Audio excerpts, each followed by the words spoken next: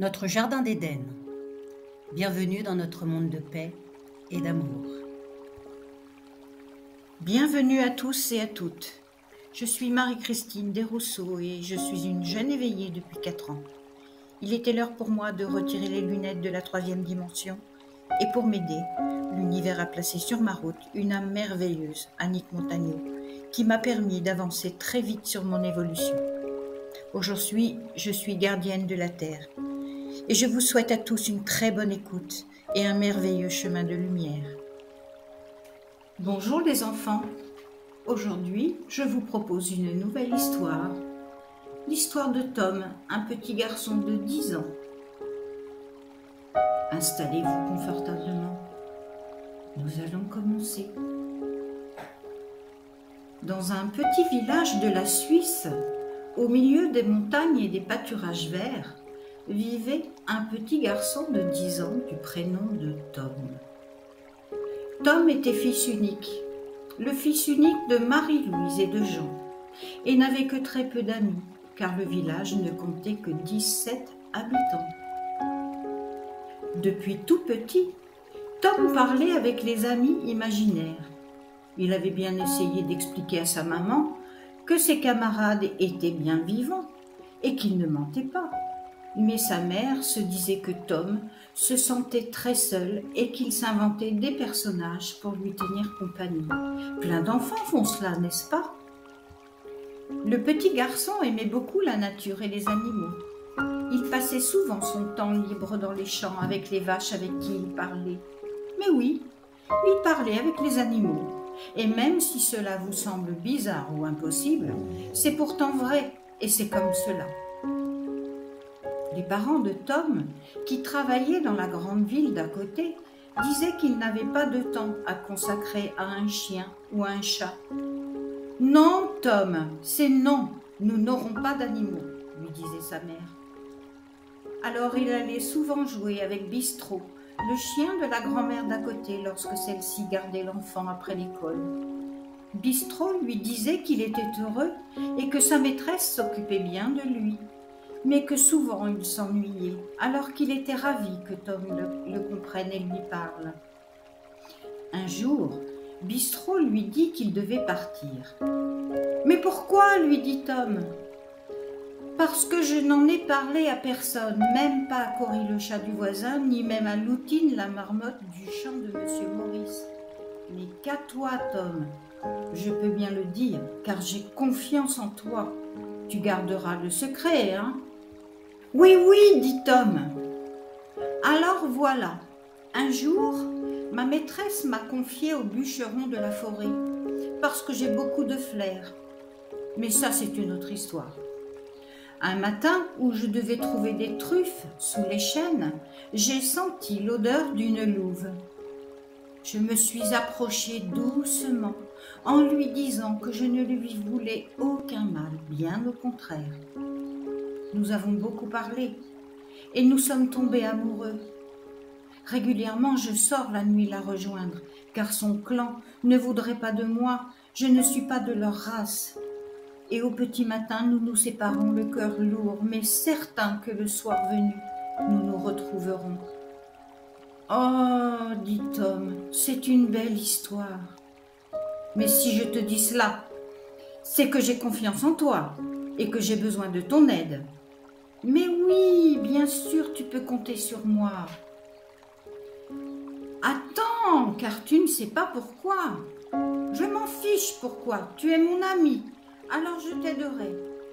Merci beaucoup, Tom. Explique-moi ce que tu veux. Voilà. Bella, c'est son nom, va avoir des bébés, nos bébés, et je les aime déjà. Nous avons prévu que lorsque le moment serait venu, nous irons dans la grange de Monsieur Maurice pour qu'elle soit bien au chaud. Et j'ai besoin que tu veilles à la porte pour que l'on ne se fasse pas prendre, car il aurait très peur de Bella et des enfants loups. Et je ne voudrais pas que les humains leur fassent du mal.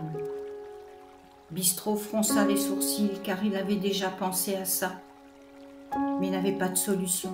Et s'était dit, un problème à la fois, nous verrons bien ensuite. Laisse-moi réfléchir, dit Tom, et je te trouverai une solution. Un soir, soir, où Tom regardait les images d'un livre dans son lit, il entendit que l'on grattait à la fenêtre de sa chambre. Il se leva et alla voir sur la terrasse d'où venait ce bruit lorsqu'il tomba nez à nez avec Bistro. « Ça y est, dit Bistro très excité. « Viens vite, ça ne se passe pas très bien, elle a très mal et les petits ne sortent pas. » Tom enfila son pantalon et sa grosse veste bien chaude, attrapa au passage une couverture et courut derrière Bistro en direction de la grange de Monsieur Maurice. Là, il trouva Bella, qu'il n'avait jamais vue, et la trouva tellement belle. Elle était allongée sur le côté et semblait beaucoup souffrir. Bella grogna jusqu'à temps que Bistro lui explique qui était ce petit humain et qu'il était là pour les aider. Tom approcha alors sa main du nez de Bella afin qu'elle puisse sentir son odeur et se souvenir de lui. Tom lui dit « Je suis Tom et je viens vous aider. »« Enchantée, moi c'est Bella et j'ai vraiment très mal et je sens que quelque chose ne va pas. »« Vous savez, dit Tom en caressant le ventre gonflé par les contractions de la naissance, je pense qu'il va nous falloir de l'aide et je sais qui va nous aider. Je connais très bien Marion, la vétérinaire du village, car je lui ai rendu des petits services. Je l'ai aidé à ranger son bois, à peindre sa barrière, et elle m'avait toujours dit que nous étions là pour nous entraider, et que si un jour j'avais besoin d'elle, alors elle serait là. Et je la connais bien, et je suis certaine qu'elle gardera notre secret. Et de toute façon, nous n'avons pas le choix. Il en va de la vie des petits, et peut-être même de celle de Bella. » Bien qu'ayant un peu peur, car Bella et Bistro ne connaissaient pas Marion, ils se mirent tous d'accord pour que Tom aille prévenir la vétérinaire. « Bistro, reste avec Bella et essaie de lui faire boire de petites quantités d'eau de temps en temps. Moi, je cours vite chez Marion et je vous la ramène. » Tom partit en courant jusque chez la vétérinaire. C'est vrai qu'elle n'avait pas son cabinet au village, car elle partait tous les jours en ville pour travailler. Mais elle était certainement comme le docteur Girardin, qui avait sa grosse mallette toujours avec lui au cas où. Arrivé chez Marion, Tom était en âge et très essoufflé. Il y avait encore de la lumière, preuve qu'elle n'était pas encore couchée. Quelle chance! « Marion! Marion !» criait Tom en frappant à la fenêtre du salon, où Marion lisait un magazine vétérinaire sur les nouvelles techniques de mise au monde des petits animaux, ce qui du reste tombait très bien. Marion, alertée par tout ce tapage, sortit par la porte-fenêtre et trouva Tom devant elle. Il était vraiment très agité. Cela devait être très important, se dit Marion. « Que se passe-t-il, Tom? Tes parents ont des problèmes? »« Non, non. »« Mais alors, que fais-tu dehors à cette heure-là? Tu devrais être couché. »« Marion, tu m'as dit que si un jour j'avais besoin de toi, tu ne me laisserais pas tomber. »« Oui, bien sûr, Tom, je te l'ai dit. Alors, que puis-je faire pour toi? Est-ce que tu me promets de garder le secret, un secret très important? » « Mais oui, enfin, vas-tu me dire ce qu'il se passe? »« Tu promets, hein? »« Oui, je te le promets. Alors voilà. » Et Tom raconta tout à Marion qui ouvrait de grands yeux, d'autant plus grands qu'il lui avait dit aussi qu'il parlait aux animaux et que les animaux lui répondaient. Marion savait que cela existait, car il y avait des écoles pour apprendre la communication animale. Mais elle n'avait jamais eu le temps de faire cette formation qui lui aurait pourtant été si utile dans son travail. « Bon, ok, je prends ma trousse et je te retrouve à la voiture. » Tous deux firent la route en moins de temps que de le dire.